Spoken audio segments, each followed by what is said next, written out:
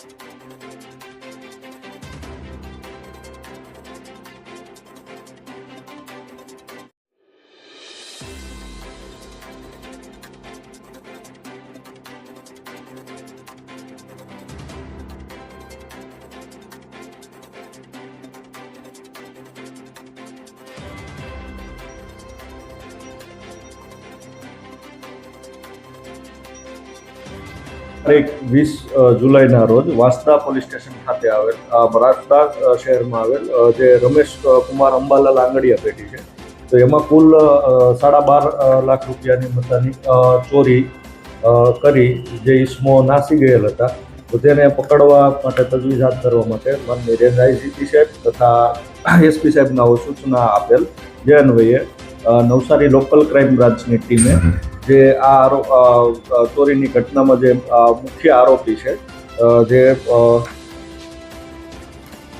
સોપારામ ઉર્ફે સંતોષ ચૌધરી, જે મૂળ રાજસ્થાનનો રહીશ છે, તે તથા તેની સાથે જે તે વખતે જે ચોરી કરવા આવેલ ત્યારે જે ગાડી વપરાયેલી હોય, તો એ ગાડીનો જે ચાલક હતો નરેશ વૈષ્ણવ, અને આ જે મુખ્ય ગુનામાં જે મતલબ જેણે આ જગ્યાની બાતમી આપેલ છે અને જેને જગ્યા બતાવેલ છે, તો વાંસદાનો લોકલ માણસ મોહમ્મદ તસલીમ, તો આ ત્રણેયને વાંસદા નજીકથી લોકો જ્યારે અમને પૈસા આપવા માટે આવવાના હોય એ બાતમીના આધારે પકડી પાડવામાં આવેલ છે।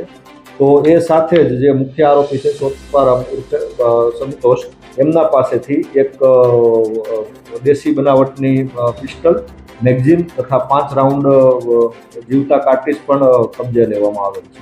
તો કુલ જે મુદ્દામાલ છે એ 19,67,500નો જે રકમ છે એનો મુદ્દામાલ રિકવર કરવામાં આવેલ છે, અને મૂળ જે ચોરીમાં જે 12.5 લાખ રૂપિયા ગયેલ હતા એમાંથી રોકડ 3 લાખ રૂપિયાની રોકડ પણ રિકવર કરવામાં આવેલ।